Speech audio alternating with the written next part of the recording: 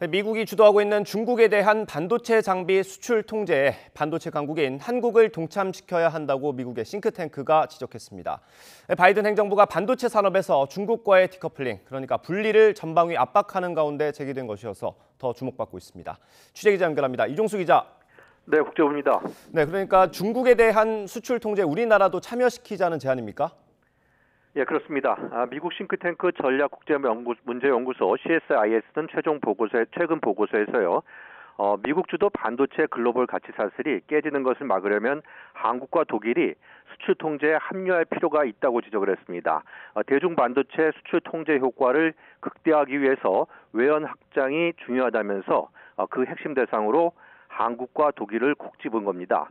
한국은 집재료에 있어서 선도주자로 규모는 작지만 정교한 제조장비 생산국이라고 평가를 했습니다. 독일은 반도체 제조장비 핵심 부품 생산 선도국가라면서 가능한 유럽연합 전체가 대중 수출 통제에 동참하는 게 최선이라고 덧붙이기도 했습니다. 네, 이 수출 통제는 중국을 고립시키는 데 목적이 있지 않습니까? 예, 전략국제문제연구소는 미국 주도 대중 반도체 수출 통제는 인공지능 AI와 반도체의 미래 기술에 중국의 접근을 차단하는 것이라고 설명을 하고 있는데요. 이미 네덜란드와 일본은 동참을 확정했습니다. 이 두 나라는 반도체 대량 생산에 필요한 신기술 장비, 극자외선 노광 장비와 불화 아르곤 액침 스캐너를 독점적으로 제공하고 있습니다.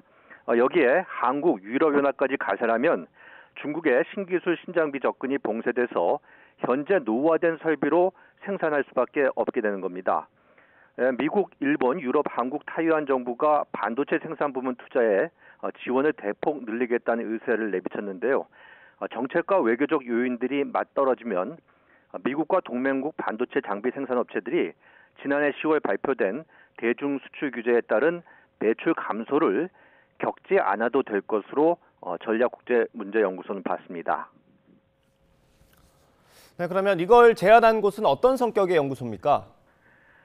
네, 미 전략국제문제연구소인데요. 워싱턴 DC에 본부를 둔 싱크탱크입니다. 국제안보 정치 경제에 관한 정책을 초당적인 입장에서 건의하는 영향력이 큰 싱크탱크로 이름이 높습니다. 반도체 공급망이 세계 경제뿐 아니라 국제 안보에도 핵심 이슈로 떠오른 만큼 관련 건의를 주기차게 하고 있고요. 최근에 미국, 네덜란드, 일본의 반도체 수출 규제 합의 실마리를 주제로 보고서를 내서 이처럼 대중 반도체 수출 통제에 한국과 독일 동참 등을 건의를 했습니다. 지금까지 국제부에서 전해드렸습니다.